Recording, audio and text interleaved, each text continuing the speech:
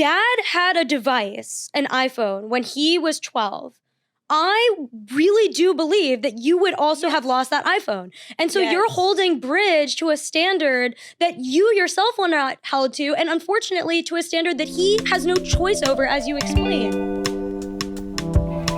Hello, namaste, Auntie Zarna here. So excited to have you for the Zarna Garg family podcast. This is so exciting because we have all 5 Gargs in the house, live in a studio. We're recording this episode just for you. And today's episode is Father's Day special. Something fun about what it means to be a dad. Something fun about what responsibilities dad has towards his kids. We have Father's Day coming up. We have Father's Day going on. And, moms get a lot of flowers. I get a lot of flowers, certainly from my family. Not everybody, not my mother-in-law, but other people, yes. So today is a good day to talk about dad and what it means to be a dad, what it means to have a dad. Is your dad your friend? What have you learned? What you wish is different? We have all 5 Gargs in the house. My husband, Shalabh, husband of 25 years, Wall Street professional. My daughter, Zoya, who's finishing up college. My son, Bridge, who's starting college this fall. And my middle schooler, Veer Garg. We're all in the house. So who has something to say about dad and what it means to have a dad who is checked in, checked out? What are the things that are important? Shalabh, what does it mean to you to be a dad? Provider. Okay. Educator. Yeah. Role model. Okay. Someone who is, a friend when needed be, a parent in other times. A perfect human being. Oh. Okay. Caring for society, presidential candidate. Oh. I mean, basically, I feel like there's a common topic. Yeah, I don't know where it is. I mean, I'm just saying that it's a major responsibility and, Yeah. not everybody is cut out for it. Even though there are a lot of people that do become dads at very young age as well. I mean, look, I was dad very young. Zoya is 21 and I'm 48. So I was obviously a dad at 27. And in that sense, I think the responsibility of being a father came early on to me. I have to say that in the younger years of my kids, I was more an absentee dad because I was very busy with work and career, and New York City can take it out of you. I wish I had a second opportunity with kids that age, but that's too late. I'm not going to get that. But as they've grown older, especially, teenage and up, I think I've enjoyed the relationship a lot more. I just worked out with Zoya, as an example, worked out at a group workout place with Zoya. And it was a real fun thing to do because we were working out next to each other. There were age groups of, 20 to 50 in that room. And they were all following the same instructions and trying to do the exercises at their own pace, but following the same instruction. And I thought it was a real fun thing to do. It was wild. We were on the same treadmill during one part of the class, and he sprinted at a 10 mile per hour pace, or like 10 on the treadmill, which if anybody who's running on a treadmill knows, that is exceptionally fast. I was sprinting at that pace, and to see my almost midlife dad sprinting at that pace, I was like, 10? 10 miles, yeah. Brilliant. For 20 seconds, multiple times, more than once after an insane workout. So Yeah. definitely a role model for sure. So that was fun. usually do that. That's Yeah. my speed, But we won't. but that was not what we were talking about. Right We was now. talking about being a dad. But I do think that the role that I enjoyed the most over my time being a dad was of a provider. It is very satisfying. It is, it brings with it a sense of accomplishment. But what about the stress associated with it? So many people this generation don't want to have kids because they I find feel that like at role. some level, my mother raised me very well in that regard, where she sort of instilled in me the idea that being a male person, it is my responsibility to be a provider. So it sort of came a lot more naturally. Oh, okay. So it wasn't the case that I enjoyed it. It was very, Well, you're now, not done. a lot of There's that. to be fair, a lot of the, Why is he talking in past tense? Yeah, you've got a couple of. I mean, because Zoya is kind of I finishing don't college. feel that way actually. Bridge is starting college. I mean, we are, I'm joking. it's a bit different stage of life. But my point is that, and to be honest, a lot of the providing was not just for them. It was providing for ourselves too. It's not like many of the stupid financial decisions that we made They didn't ask for it, right? We made them Yeah. on our own. We made a lot of bad decisions. On our own, and because we just didn't know any better. But of all the roles that I got to play, I think the provider role was the most satisfying. Okay. And how about anybody wants to talk about dad and something specific to your dad that you particularly love or wish was different? Actually, even you might get roasted, Shalabh. These kids are going to say whatever they want. Being a provider, I remember when I transferred to a new school, going out of private school to my first public school, just to make sure that I was feeling like happy in my new first few months of school. Every time we were coming back, he would pick me up for the first few weeks just so I could get adjusted. And he would say, if I had a bad day that day, he would buy me a new toy. And I feel like that's something that stuck with me for a long time because it was just cool for me. Oh, That's so you did that, Shalabh? Yeah, it was actually with my older two kids, I never did the walk to their schools, partly because they But were in you a school couldn't very have far. done that. They were, to be Because completely we were honest, doing and the your mother bus. would be the first to point it out. Even if I could, I probably wouldn't Okay. have done it. But with Veer, by the time he went to a school where he could walk, and he did go to a school where he could walk, it was a very fun thing to do, to walk him in the morning, pick him up in the afternoon, and walk back and walk to him. And he has so much to say and so much to share. And I really wish in hindsight I'd done that with Zoya and Bridge as well. Well, I think on that note, I think I got a lot of different things from dad than Veer. One thing I appreciate about my dad is there are certain really strong characteristics that he exhibits as a man that I feel that many of my male classmates, friends, people in my life, people who I'm even dating, don't necessarily have. For example, my dad has never, ever made me feel bad or ashamed about having a huge personality. In fact, the opposite. So I think a lot of men, especially Indian men, feel really threatened by a woman who's willing to speak their mind or be articulate or take up space. And he has always been my biggest advocate in that way as a dad. He's always been the first person to be like, Zoe, go speak your mind or say what you have to say. Or if I do say what I have to say and people have an opinion about it, I'll never forget, like when I was 13 or something, I got into this high school and we were sitting in a circle, and it was a big deal that I had gotten into this high school, and everybody was talking about all my male cousins' accomplishments, and nobody was really speaking about the women, much less me. Wow. And my dad was fuming. He was literally sitting there relative after relative after relative. Nobody said anything. Nobody was saying anything. He was pissed. And when it came to him, he was like, I just want everybody to know that nobody said anything about my daughter's accomplishment. Nobody said anything about anyone else's accomplishment. My daughter got into this great high school, and I'm so proud of her. And he took up so much space to say that. And it was honestly a very traditional group of people. I mean, I'm not dissing anybody. It's not like a bad thing. But everybody was talking about how this guy got into medical school and this guy proposed to some woman. And it was really spectacular to see my dad in front of all these male uncles and other fathers stick up for his daughter. And I think that's something that's true. I mean, as a child and as a young adult growing up in India, I never noticed it, to be completely honest, because that's all you saw around yourself. But it is quite unacceptable how, Indian men, and particularly ones that make any money, just look over the women as if children, as if they don't exist. I don't agree with it, and I think it's ridiculous. Like, for example, you never also commented on what I wear. Like, I think another thing that dads sometimes do, and I've never had this lived experience, so I don't want to comment too much on other people, but some of my girlfriends have shared with me experiences where they'll wear an outfit that's more revealing of their body, or that is very feminine, or is some degree of an expression of them or their identity, and their dad is like, no, you're not wearing this. This is too revealing, this is too sexual. No. My dad has never said anything about that with me. And I don't think that's because he doesn't care. I think that's because he, trusts me and doesn't feel like I need to hide anything. And I think that's really cool. Yeah. Bridge, you have something to say about dad? I feel like you do a really good job of being very open, and like Didi was saying, you're not a traditional Indian man, right? There are some aspects of you that are. Though, if you think about it. I'm saying if you think about it, he is, because you grew up in India, in the heart of my 48 years, I've spent 27 of them out of India. Yeah. So to be fair, and of the first 20 that I was in India, the formative years are, let's say, 8 and onwards.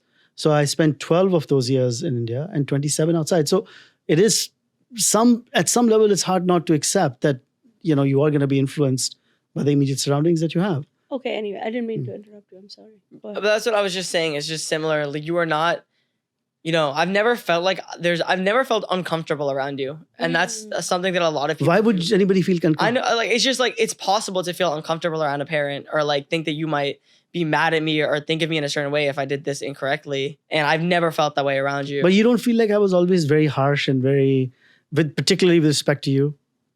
I definitely feel like you were more harsh to me than you were to Didi. Or definitely more than Veer. Yeah. But I've always been accepting of it and liking of it because it's made me feel like I need to actually care about what I'm doing. And I think everyone needs someone to push them. And I think you do a good job of pushing me.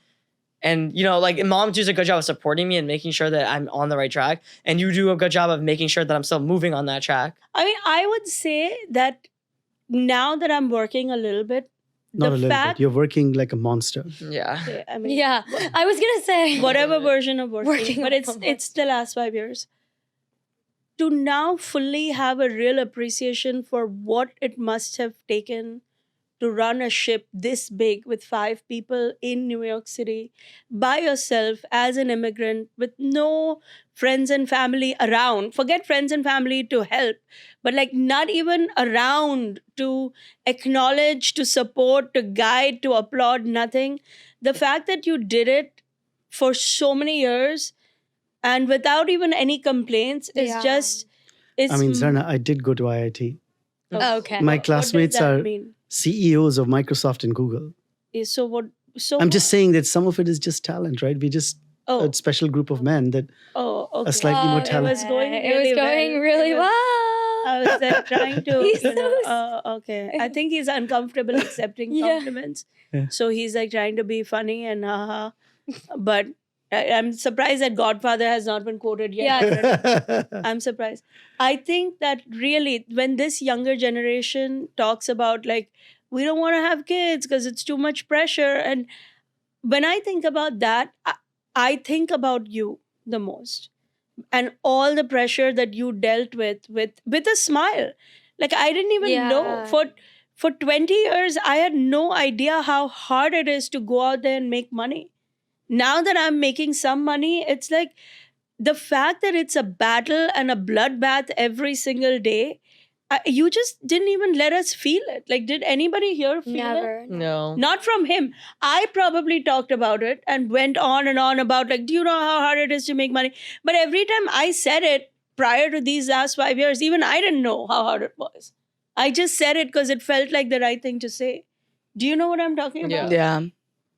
And I think huge props to you and whoever you want to credit, whether it's your mother or whoever. Also, I think because dad always dreamed really big, which he did. Like dad always shot for the stars and he always tells us to shoot. Like when it comes to like for example, because we always talk about how mom is so ambitious and had this huge dream to be a stand-up comedian, but like I honestly do feel like because of how practical mom is, mom was never the one to say, let's go for the expensive vacation or let's go for like the bigger, more shiny thing. Like that was always you.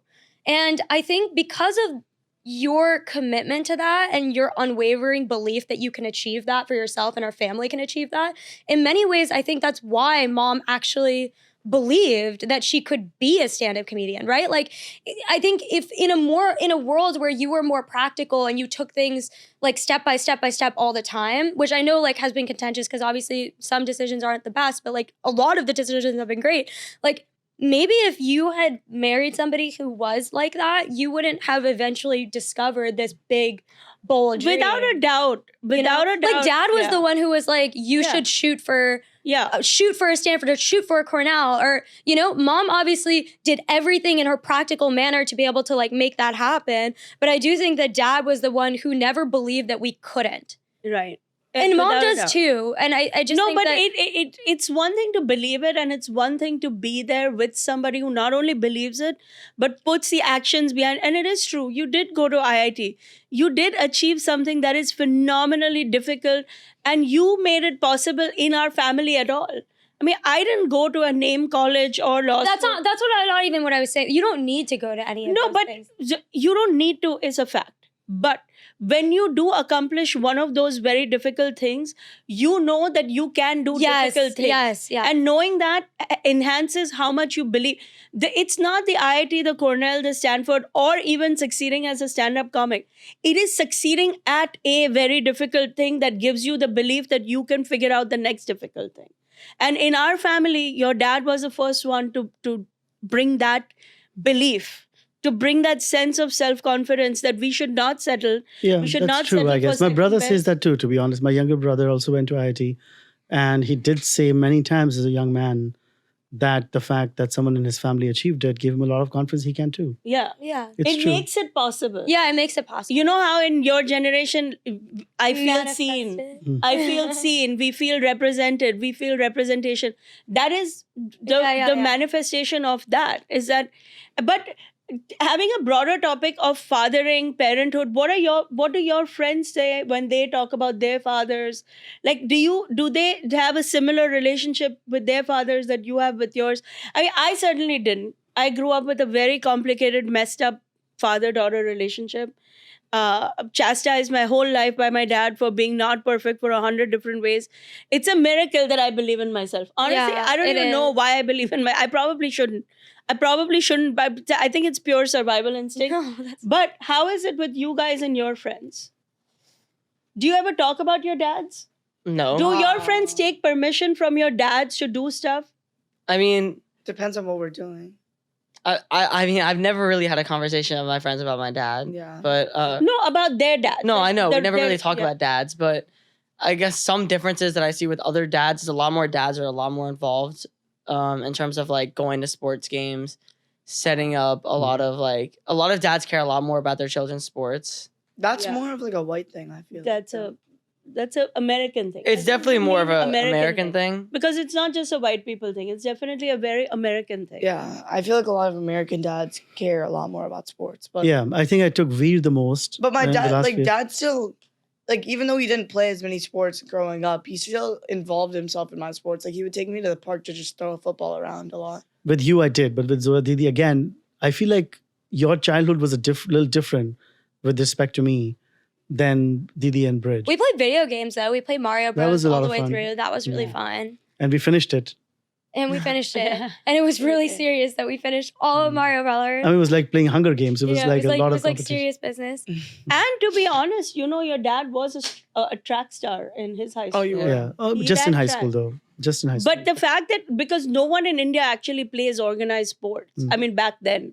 I'm sure it all exists today, but Yeah. back then it was a big deal. Like, there was no Yeah. sports in my school. Yeah. That didn't exist. There was no sports in your school? No. There was like, we were in one tiny building. There was no space. Mm. There was no, But the way to leave children alone, I said something I learned from my dad. He was very good at keeping a hands-off relationship unless needed, and trusting that the kids will find their path. And he did put us through the best. We have two brothers. Me and my brother through whatever the best school and wherever he was posted as a government official was. They spent a lot of money on that, and after that, they left us alone. So there is something to be said about that parenting style. What did you learn from your own dad? Besides being left, is there anything else that you feel like you did differently, or you? I mean, what I did pretty much everything differently because I'm just a different person. I'm a different dad than he was. But again, he was, it was a much more poorer family. Money was a lot more tighter. So he was a lot more busy trying to make ends meet. And in terms of what did I do differently? It's hard sort of to come up with something. I can point to something Okay. that you did differently.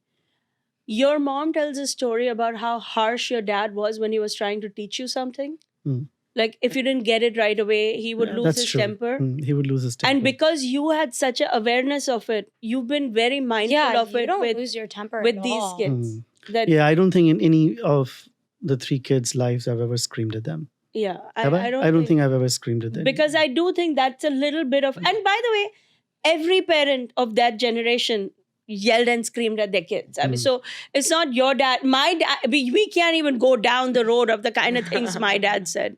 Like if there was like a bad dad award, mine would like be a top contender. Just to be clear, her dad has not been alive for a long time now. But I'm just saying, it's not like your dad was the worst. He was actually a good father. He is a good father to you even now. But in that generation, screaming at the kids was a thing. And because you've always had actually, full disclosure, I scream at the kids all the time.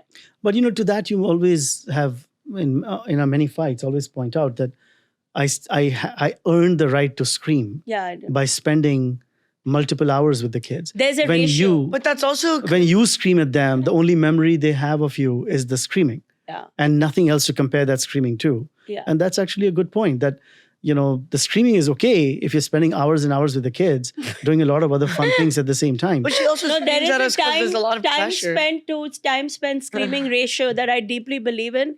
That when moms are spending bulk of their time with the kids, a percentage of that time will be spent screaming. Oh my God. Whereas I've never heard of that in my There life. is a time, yes, there is a mom and to dad to how much time you can spend screaming at your kids. It's a ratio. It's an actual thing. Yeah. Okay. Right. Like my best friend is very engaged with his 2 kids. Right. And he screams at them all the time. And they don't get surprised by it because he's also spending hours and hours and hours with them outside of the screaming. So crime is just, the screaming just becomes the extension of the overall aggregate relationship. Whereas if I screamed at my kids, it'll come as a jolt almost. But I think it's like a breath to know that you'll never actually scream at us.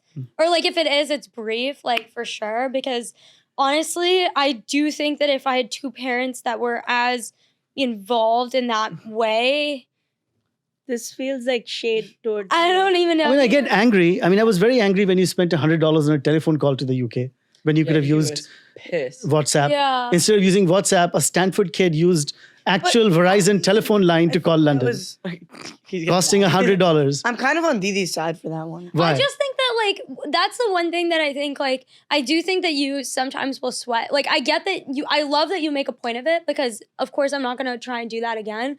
But I do think that sometimes it would be nice if you had a little bit more forgiveness, like for random little things. Like obviously I did make a mistake and I called like international, but it sounds silly, but I honestly don't know how my phone plan works. That's probably how these companies make so much money is they don't actually explain how it works. And if you're a family member, which they again benefit from, our naivety as kids who are just stuck onto our family plan, which I know is a whole thing. When do you get off the family plan? I don't know when I'm getting off. But you should probably But consider I getting should off the probably family consider. plan. I agree with you, but like I don't know when that happens, and I think like I do think that's a small thing in the scheme of things. So I don't think it's that serious. I'm just saying I do get angry. I was very angry when Bridge got punched in the face because he was playing at a... You weren't very angry. I mean, about I that. didn't You were express any anger angry at about him. the phone being lost. I was very angry when he dropped his phone in the That elevator was shaft. me. That I was did me. that. Oh, actually, no, the other time where he lost his phone in the cinema theater. in the movie theater. In the That was movie not- theater. That time I was How really did angry. that happen? It's a long story. It's It's a long story, but there was a period of time where you had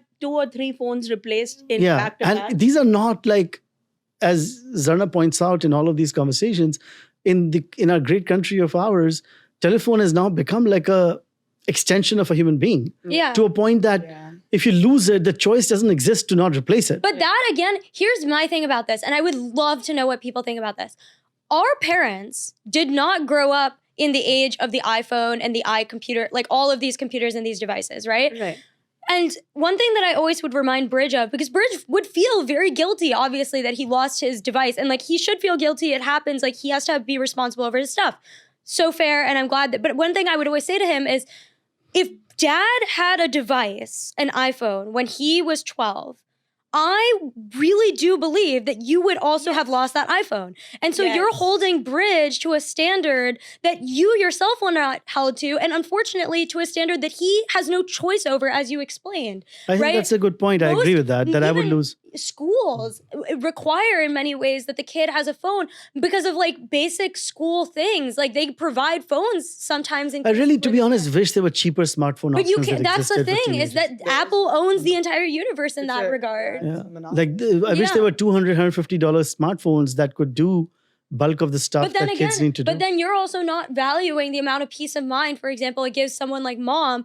Like moms years ago would have no access. No, I agree that the services that many of these phones have are services that kids need to have.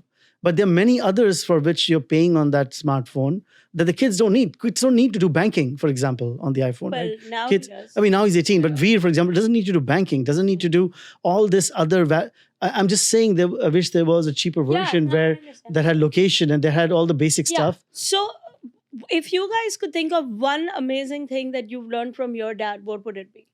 Discipline. For sure, discipline. I definitely got my discipline from dad. That's not to say that mom isn't extremely hardworking. I don't know, it Hold just on, feels hold on, like I've Mom, been thrown. This is Every not, time you say Let her something, finish. I Let her literally finish. shout. No, it's not- I shout. I my, definitely oh got my it from my God. dad. Like, Stop just let her it, finish. mom. Like Okay. she's just so. I can't I don't know. even. You're You- not I- really on I the literally- friendship list. Is Oh like my God! picky right Please now. God, You're the falling friendship down the list. wait list. Yeah. I've rapidly. been. This whole thing has been me falling down the wait list. Okay. My dad is so disciplined. He, I mean, as everybody knows, eats one meal a day. He even transitioned. We did 1 week challenge where it was like no alcohol challenge, even though he barely drinks, but we were just like, can he do it? Not only did he do it, but has not had a sip of alcohol in how many, like a couple of 2.5 months months now. Yeah. 2.5. So, which is wild. I think the way that I approach my schoolwork and the amount of patience with which I have demonstrated just like in learning things, I do think comes from my dad. And I'm very, very grateful that that has been an example that's been set for me because I think it's helped me a lot. You can feel free to throw in a Okay. con. Yeah. Like no, something that you wish was different. If you want to throw it in there. No, Like, I'm you know. good. Yeah. You guys have some. What is your Yeah, favorite? like, Yeah. I completely agree with discipline because I feel like you're just such a disciplined person. And consistent. And yeah, very, very, very consistent. Like you have very good routines and you follow them well. One con, it's kind of a funny Thank you, con. Veer. It's kind of a funny con, but listening, like having a conversation with you sometimes is like hard because I'll say something and then you won't respond for 10 minutes and you would be like, yeah, I agree. 10 minutes later, you're like I'll be like, you saw something happen and he'll just be quiet for 10 minutes and he'll be like, oh yeah, I saw that. That's kind of funny sometimes. I think that's just the age catching up. I have selective memory now. No. You know. No, is that I remember what I age? want to remember. Dad, It's no, that's not actually age. not the age. I don't like, think. I think you just zone out sometimes. Mm. I think that the best thing that you've given me as a father is like a dream. It's just knowing that this life is possible, knowing what this life is, and the dream of like achieving this type of life. And I think that that's go. something that like many other families don't have. And I think that's the greatest thing that you've given me. I like that. Dream. Yeah. Dare to dream. You Martin could Luther get King. that from two parents. Just just saying that you could theoretically get it from two parents. I'm also just so grateful for the way that you treat me and mom.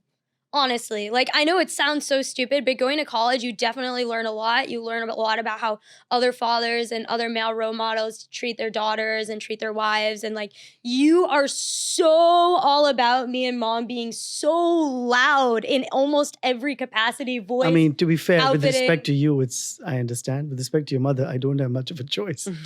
It's not like your mother is no, going to. but you never. You know what when we first met in our 20s, early 20s, what is the first thing she told me about herself? What? And you will I not don't believe. even You will not recall. believe the word she used to describe herself. I said, what would be one word? And we're talking from overseas, so we haven't physically met yet. So we're trying to figure out if there's something there for us to then schedule a physical meeting in New York, because I was going to travel to New York in a few months' time from Europe. And I asked her, what is this one word that would describe you? And the word that she used, are you ready for this? What? Subservient. What does that mean?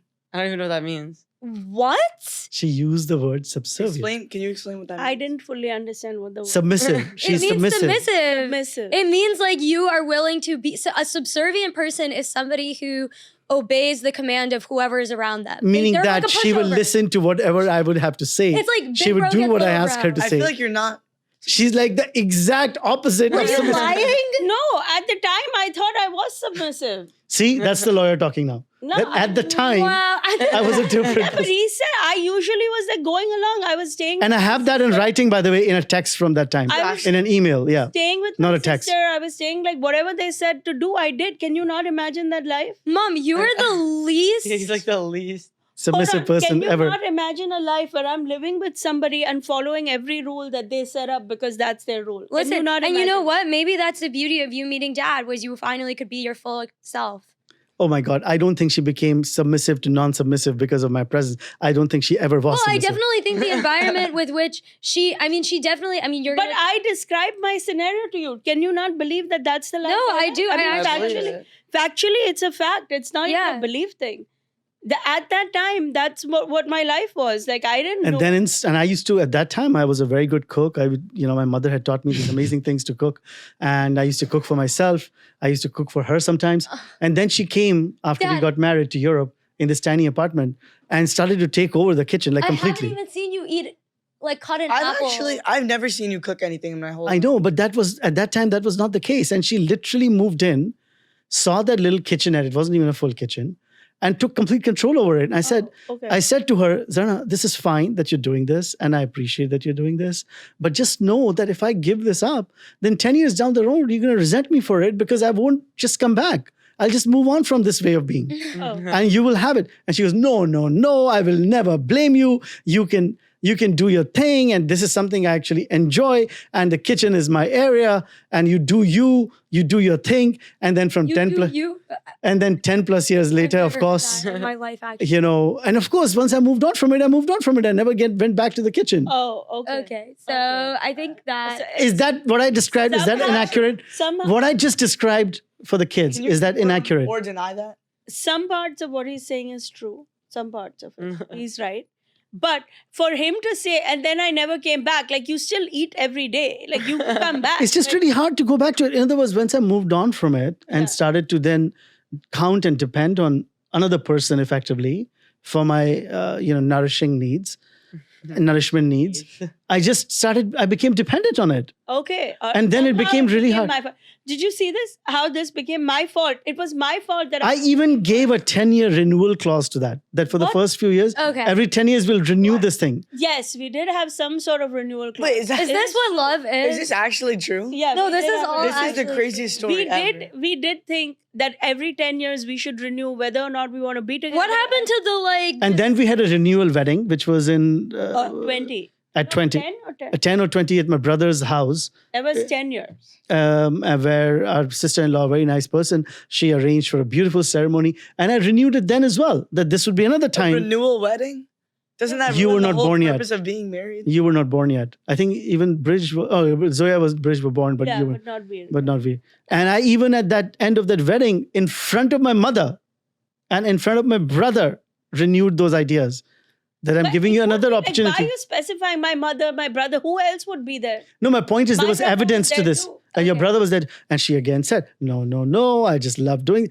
So I'm just saying that she's as responsible at having created a man who is self-aware of his emotions and as self-aware of his daughter's feelings is just not that good in Oh, the kitchen. You see what happened? Because you gave him I- so many flowers. Look how that I somehow know. became a I weapon know, towards Mom. you. Did you I see know. that? And somehow it became my fault. I But- think this is a great place to stop Yeah. this episode before I lose my mind.